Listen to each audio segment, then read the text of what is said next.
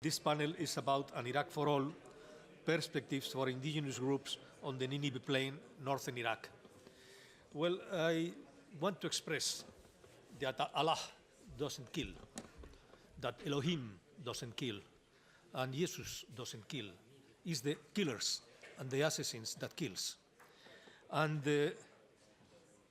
I want to speak to you about an experience we had in Spain. You know that Spain has been the country more touched by terrorism. Of course, nothing in comparison with the horrible tragedy that you are experimenting still today in the Nineveh Plain and in all the community. But we have had the highest rate of killed people by a jihadist terrorist attack. And what was the answer of the Spanish people? We didn't blame Allah. We didn't blame the Moroccans that did the killing, the bombing in Atocha railway station. We blamed the killers. And we didn't proceed saying this is the Islam that is killing. It is the pathologic Islam, not the Islam. So if you take Al Holy Quran and you take phrases from here and there, and you go to the Talmud and you take phrases from here and there, and you go to the Christian thinking and you take phrases from here and there, you will find horrible, terrible things. But of course, even I am not religious. I have a deep respect for religion because religion means unity between the people, among the people. So if you see the situation today, objectively, is that jihadism is killing more Muslims than Christians. It doesn't mean that it is a kind of, let me say, to put figures, who is the most suffering people. But if we place it in the way of saying, this is this and that community, the situation will be much more the situation I saw with my eyes in Lebanon in the war in 1975, 76, 77, where the Christians were doing horrible things against the Muslims. I was in Tel al-Satar, I was in Carentina, I was in Nava, I was in Yisrael Pasha. And I was also in Damour, where Muslim Palestinians killed hundreds of Christians. Of course, but it's not Jesus and it's not Allah that is killing, it's the criminals, are the criminals. This is something. In the Holy Quran, you find horrible phrases of war, of disgrace. It is the part that is called the Medina part. It is the war Quran. And there is the peaceful Quran. In the Quran, there is a phrase that says there is not compulsion in religion, as well as you find it in the Christian religion, as well as you find it in the Jewish religion, as you find it in any religion. But if you take the religion as a banner to put people behind you and to attack the other, this is not the religion. This is the corruption of religion. And so I think that we have to have something that is clear. Middle East, Near East, I think it's Near East. Middle East is for the Americans. For us, it's near. Near East is a place where communities have to live together, as I said you yesterday, because without the communities that are the original communities of the Near East, you cannot understand what is the Near East. We cannot lose this fabulous asset, this treasure of God that is the different communities in the region. The horrible thing is not only what is the pathologic Islam of this group of terrorists, of Daesh. The horrible thing is that after Daesh, what is going to be? A new Bosnia-Herzegovina? I want to remember you that in Bosnia-Herzegovina, Christians were killing them between themselves without any problem. It was Jesus Christ and it was the Holy Virgin in both sides. But one was Orthodox and the other was Catholic. It is not that. God was for everyone. And so they were using God as a banner against the other. Orthodox against the Catholics, Catholics against the Orthodox, and both together against the Muslim, and the Muslim against all of them. And today we have a place that is Bosnia, where you don't find a place to live together. It's a kind, let me say, of truce, but it's not a place where you can live in peace. It's a truce up to the next explosion. What is my strategical analysis of the region is that if you see what happened in Lebanon, where the Maronites wanted to create a state for their own, and the Shias as well, and the Sunnis as well, and this and that, at the end, nothing could be created but destruction. So if we are not ready to understand that the only possibility is to live together, fighting against the criminal, fighting against the ones that are using the banner of God to desecrate God, to treat God as a banner and a weapon against the other. What we are going to face is a new explosion. And I do think that Iraq and Syria have to be united and together, because there is no alternative.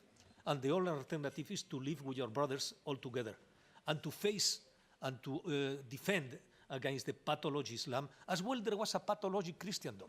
If you remember, when Jerusalem was conquered by Godofredo de Bouillon, he killed all Jews and all Muslims. But then Salah ad-Din al-Kurdi, when he took Jerusalem, he respected the Jews and the Muslims and the Christians.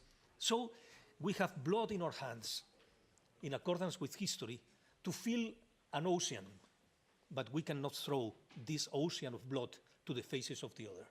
Ladies and gentlemen, members of the European Parliament, representatives of different governments and parliaments, Your Excellencies, the representatives of the Iraqi federal government and of the KRJ, Your Excellencies, the representatives of political parties and of religious factions, the organizers of this conference, ladies and gentlemen from the different political parties and from the different churches and civil society organizations.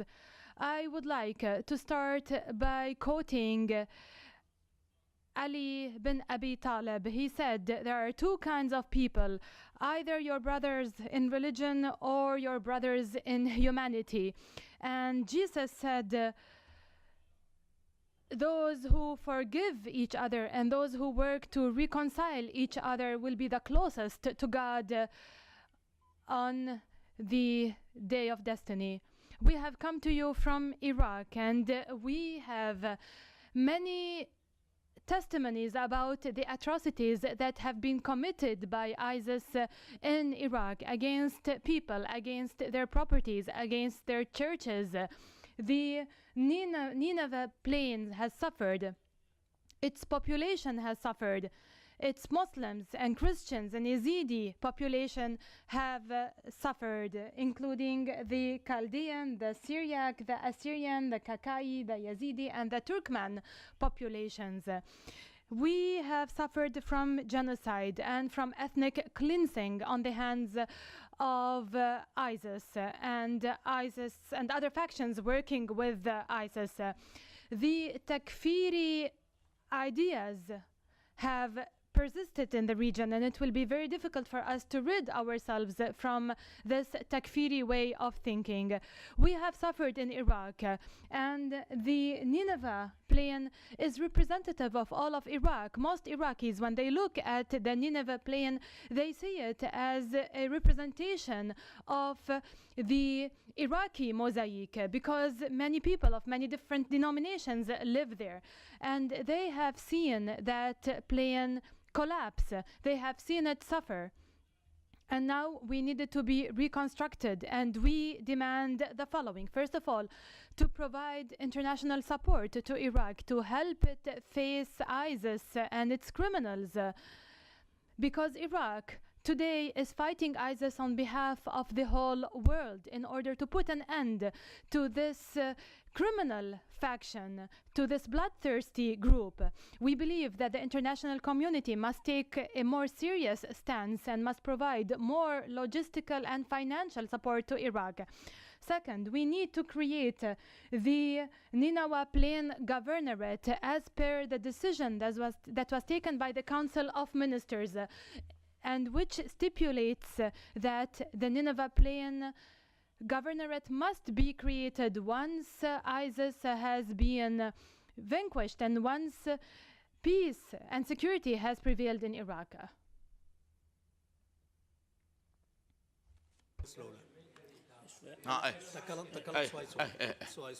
وذلك لإتاحة الفرصة.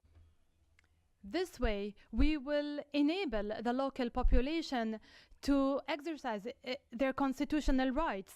They will be able to live in peace and in harmony, and they will be able to live in stability and to return to their lands.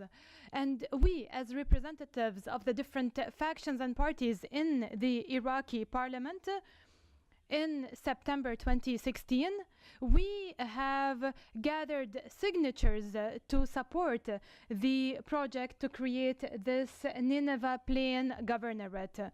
And at the beginning of 2017, we, the representatives of the different political parties at the Iraqi parliament, we have submitted a draft project, in a draft law, in order to consider Nineveh Plain as a catastrophic hit area.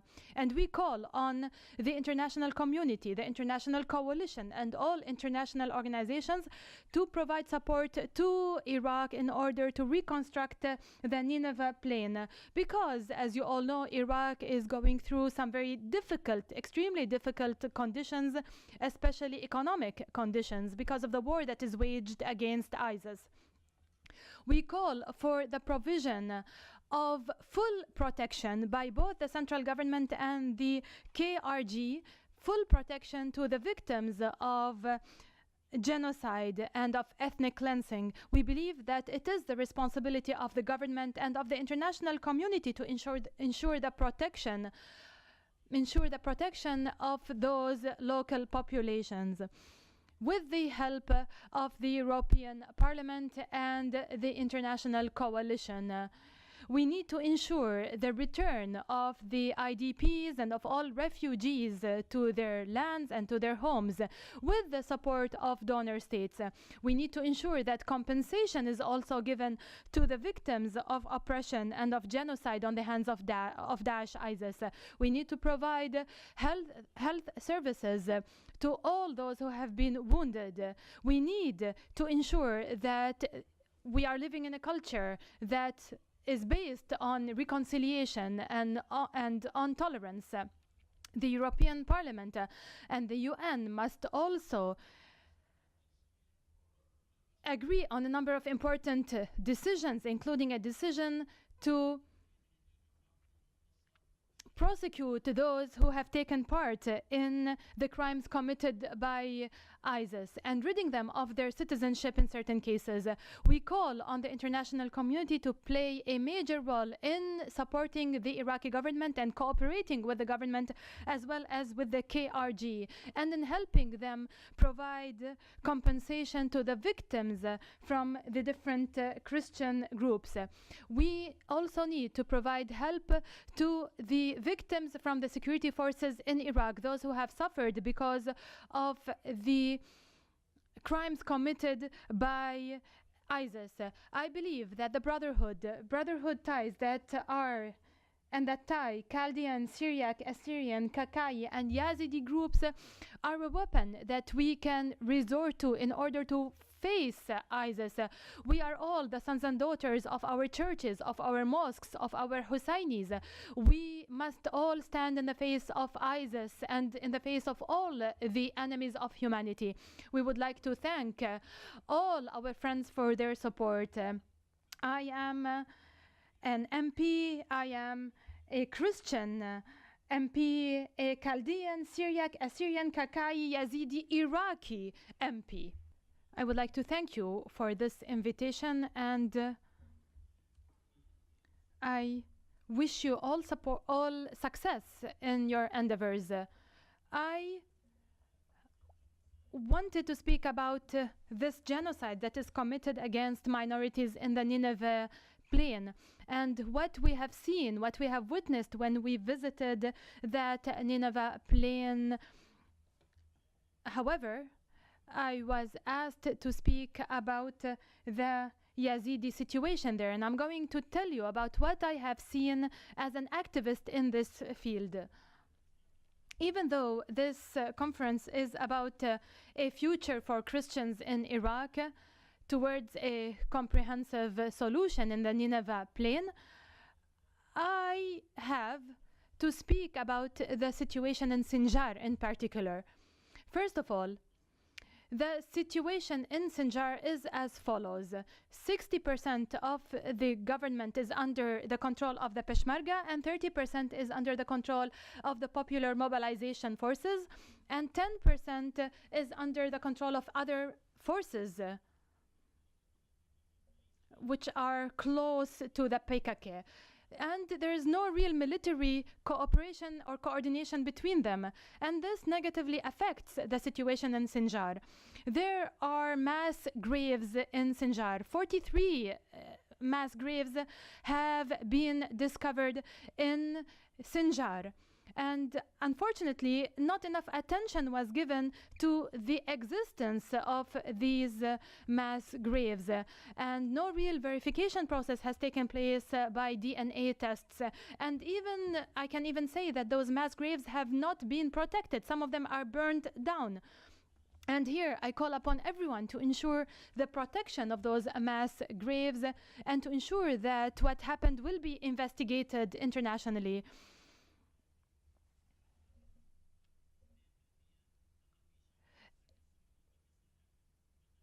من هذه النسبة.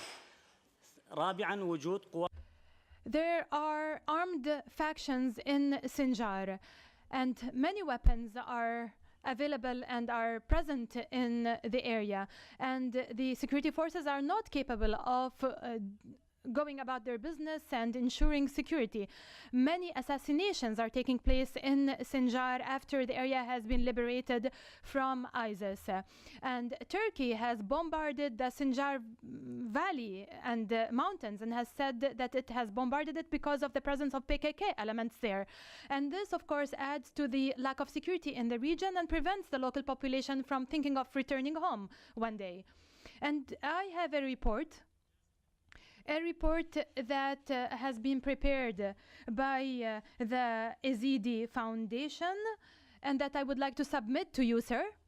In this report, there are many numbers, there is a lot of data, there is a lot of evidence about those who have been kidnapped from both sexes, both males and females. More than 6,000 men and women have been kidnapped and are still with ISIS. They were kidnapped back in 2014. And so far, we have managed to free about 3,000 of those who have been kidnapped. But more than 3,000 of them still remain in the hands of ISIS. More than 1,600 young Yazidi men and children are being trained to become fighters and suicide bombers. And some of them were captured by ISIS and managed to free themselves to run away from ISIS. And there is not even one single humanitarian organization there helping them or working to rehabilitate them. And most of them are now living in camps which lack the basic elements needed for a decent life. Unfortunately, not many countries have provided assistance and support to those who were freed from the hands of ISIS. And on the contrary, there are a number of organizations who are doing them more harm than good. I don't have much time, but I would like to tell you about the Yazidi situation in the Nineveh Valley. I believe that there can be no peace without justice. And those who work in the field of genocide and fighting genocide know what I'm talking about.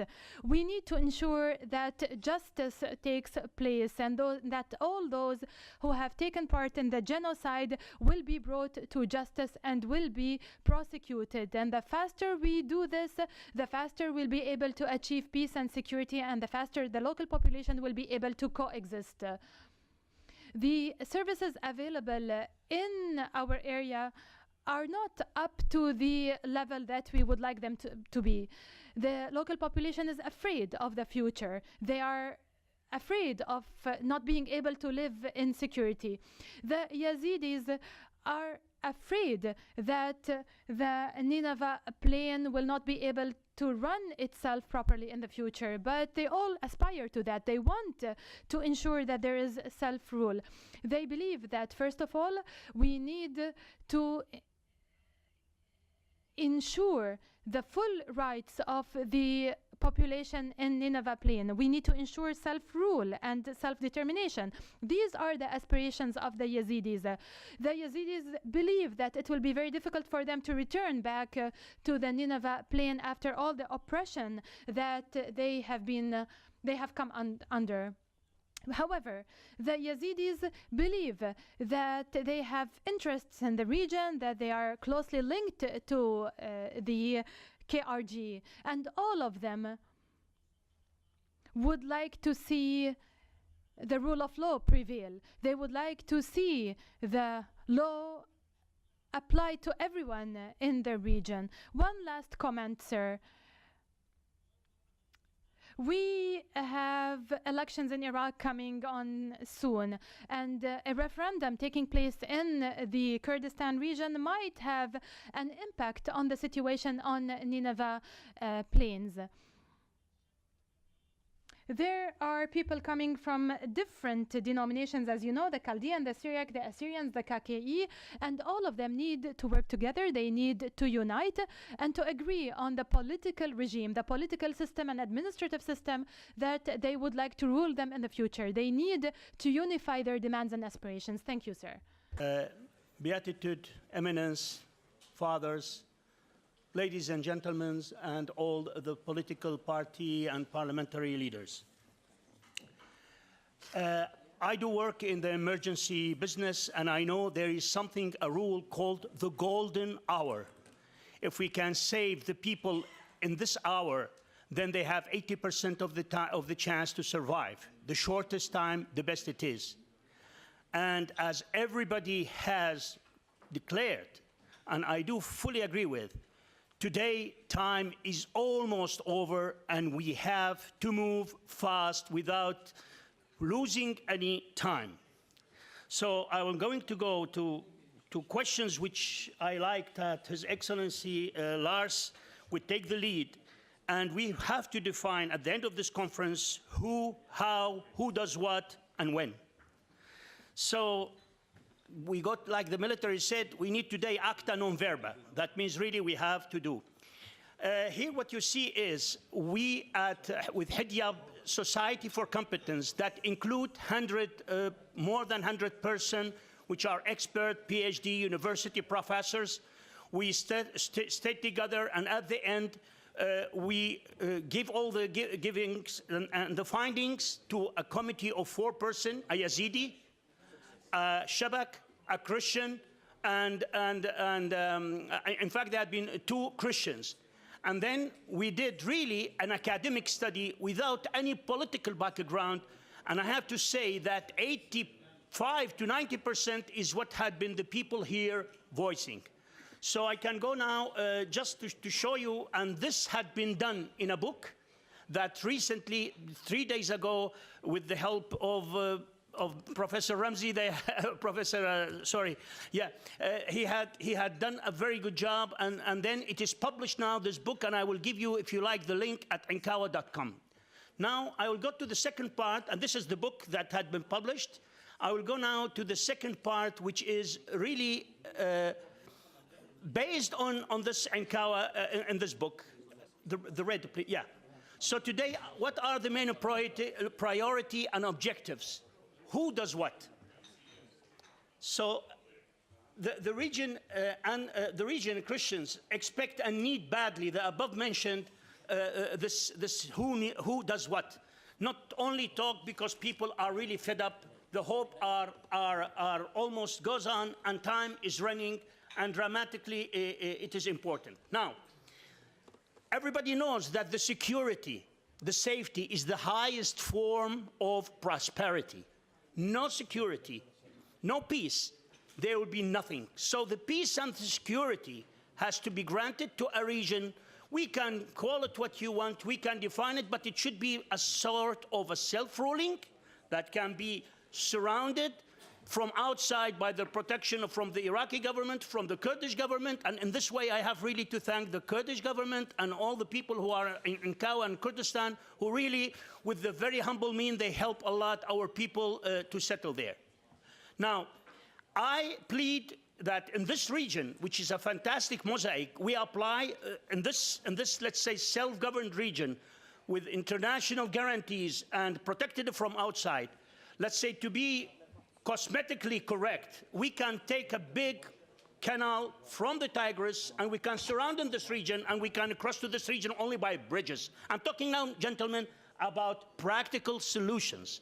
So we can surround us by this river and we can cross only by bridges. In this region, like we have in Switzerland, the Yazidi can have their Yazidi representative, Shabak has their representative, Christian can have their representative, and we can form a governance let's say, committee that can govern the whole thing, and we can have representation both in the Kurdish regional government or the Iraqi government. Now, we need today really to do a Marshall Plan. There is a very big talk when they obliged the German at the Versailles Treaty to pay so much. Clemenceau warned Aydin. He said, we are preparing for a second war. And Aydin said, let them pay. Now, today, if we don't do something, as you know, in Anbar, for instance, a lot of terrorists came back because, again, the same people, poverty, no jobs, and again, they are very easy corruptible because they want to live, and then they are paying those gangs to do the chaos. So we will need a Marshall Plan and a plan of action that restore hope and trust.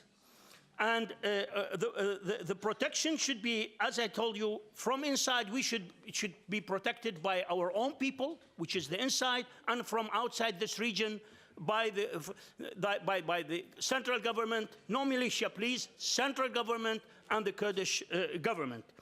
Then we have to start, please, please, please, immediately the reconstruction. People need to see schools, clean schools.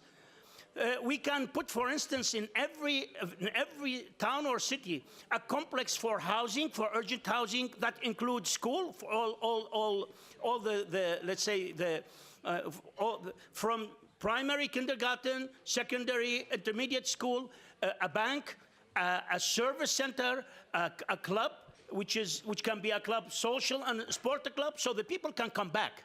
Now, the people here, I was very delighted. They put figures. In fact, we need 1.7 billion for reconstruction and $1 billion for a project. I will say you have to add at least $2 billion to make infrastructure. Without this, gentlemen, I am sure that in 5 years, from the 250,000 Christian and maybe another 500,000 Yazidi, there will not be 1/10 of those people because everybody, they lost hope. So I plead His Excellency Lars and his colleague to make a committee for action immediately that can name subcommittee for finance, for protection, for legal frame, and we will be ready to put all our team. We have hundreds of highly academicians from all specialities under your disposal, and we can move fast. But please make us a project that people can see. I mean, a center like this that include, let's say, a few hundred housing schemes and schools, bank, club, restore churches by prefab. It is no more than $20–30 million for each. What is $20–30 million? The terrorist financier had been spending billions of dollars to destruct our country. You can build all this, you need 10 years. 2 or 3 bombs in 3–4 minutes, it's over. So they have been destructing this country since 2003 and before. Now it is time really we stop and we move. I really plead, Excellency Lars, you have really a huge job, and somebody has to take the lead and show us in this jungle of international law and EEC. Personally, I'm European, but I don't understand how we can get money, how we can get funds, and Iraqi government has to pay. They has to pay also. They are rich. I don't know. They can find money. The corruption money, everybody knows who has it. And we have really to sue those people and get the money back for the reconstruction.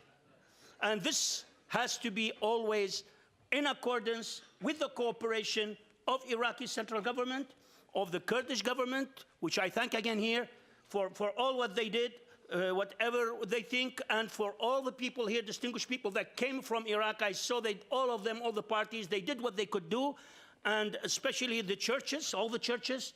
But really we have to draw a plan, Excellency, at the end of this, and you have to call for donors, a conference as soon as possible, and to make really committees of action.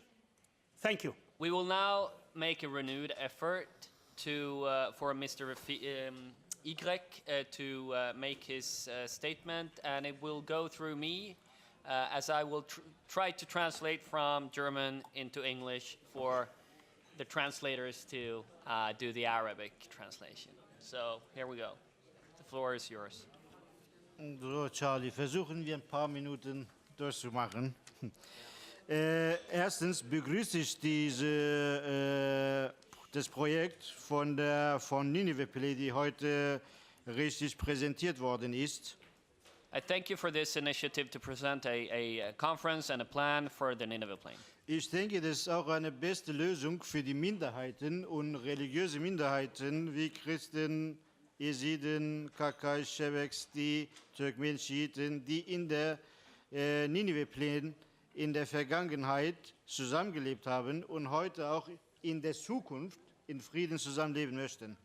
We look for the best possible solutions for all the nationalities of the Nineveh Plain, such as the Yazidis, the Christians, the Turkmens, the Shabak, the Kakai, in order for them who have historically lived together to also be able to live together in the future. Der Präsident des irakischen Parlaments hat auch jetzt einige Andeutungen gemacht, in Zukunft die Minderheiten, religiöse Minderheiten zu schützen, die in der Vergangenheit von der islamischen Staat ermordet, versklavt und vertrieben worden sind. The Iraqi parliament and its leadership needs to do more in the future to secure that these nationalities are not treated the way they have been during the last decade. Wir hoffen, dass diese Versprechungen auch in Kürze gehalten werden, denn die Christen wurden vertrieben, ermordet. Die Jesiden haben ein 73. Massaker erlebt. Frauen wurden versklavt, auf den Märkten verkauft. Bei dem Turkmen-Schiiten sind ja ermordet worden, bei dem Shebek. Alle Minderheiten, die in der Nineveh-Region gelebt haben, wurden ermordet, vertrieben. Es ist auch ein Genozid ausgeübt worden im 21. Jahrhundert, wobei lange Zeit die Außenwelt, sowohl die Regierung selbst im Irak und die Verantwortlichen zugeschaut haben und nichts unternommen haben. We have seen the persecution of these minorities. We have seen how women have been sold as sex slaves. We have seen how minorities have been killed in what is no less than a genocide. And we have also seen that the outer world, as well as the responsible parties in the region, including the central government, has not been able to do enough to prevent this. Man kann das nicht mehr zurückbringen, was passiert ist, aber man kann von den Fehlern viele positive Dinge, viele positive Schritte für die Minderheiten, die in der Nineveh Plain leben, ab jetzt in die Wege einleiten, indem lokale Selbstverwaltungen gewährleistet werden, 3 Provinzen in der Nineveh Plain und die auf einem Beispiel der europäischen Gemeinschaft, in dem 27 Länder zurzeit ohne Grenzen in einem friedlichen Konzept zusammenleben. Diese Möglichkeit sollte wirklich für die Minderheit in diesem Nineveh Plain gewährleistet werden. You cannot undo what has already been done. But you can learn from your mistakes. And you can learn for the benefit of the minorities. One way to learn is to provide for local self-administration, self-governance, to create provinces or governorates, and to enable a peaceful concept for coexistence. These are opportunities that we now should use. Die irakische Regierung weiß auch und europäische Länder, dass wir Jesiden seit Januar 2015 mit unseren Widerstandseinheiten gegen IS kämpfen und dadurch auch sehr viele Opfer zurückgelassen haben. The Iraqi government is aware that we, with our self-defense forces on Sinjar, have fought ISIS-Daesh since January 2015. Wir möchten, dass diese Widerstandseinheiten, die von der irakischen Regierung zurzeit offiziell als irakische Kräfte anerkannt worden sind, als jesidische Kräfte, Schutzkräfte in der Nineveh-Region anerkannt werden. We wish to have these self-defense forces recognized as official Iraqi forces. Es muss eine Möglichkeit getroffen werden, die Häuser, Dörfer, die von der islamischen Stadt in der Region Nineveh zerstört worden sind, neu aufgebaut werden, damit die Flüchtlinge zurück in ihren Region zurückkehren dürfen. And we, of course, urge for the rebuilding of destroyed or damaged property, houses, and more as soon as possible. Es muss auch eine Perspektive, ein Konzept von der irakischen Regierung, sowohl von der Europäischen Parlament, zur Verfügung gestellt werden, eine Zukunftsperspektive für die Minderheiten, die in der Nineveh Plain leben möchten, gewährleistet werden. We are calling for a concept with a clear perspective on the future for the different nationalities of the Nineveh Plain.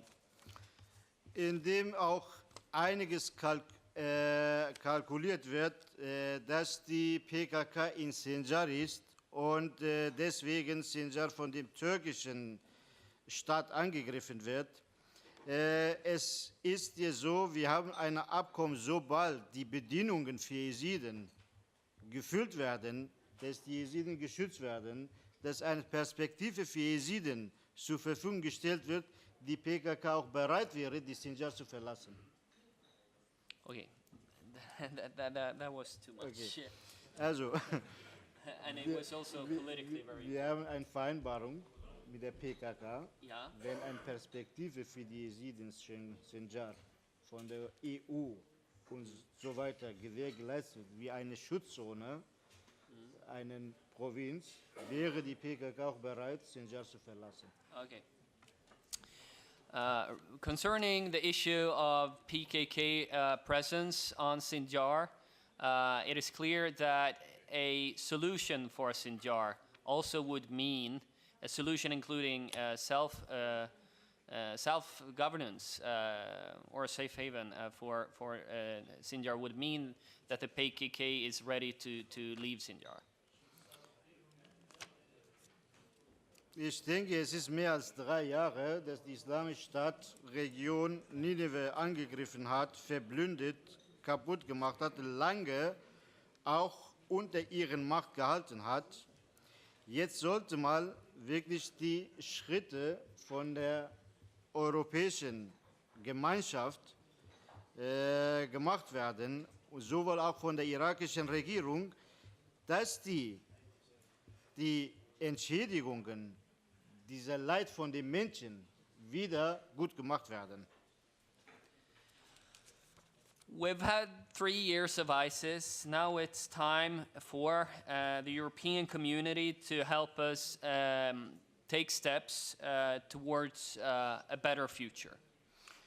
Ich denke, wir Jesiden, Christen, Schebek, Kakais, Turkmenen, Schiiten sind bereit, in der Nineveh Plain wie Brüder in Zukunft zusammenzuleben, in der lokalen Selbstverwaltung.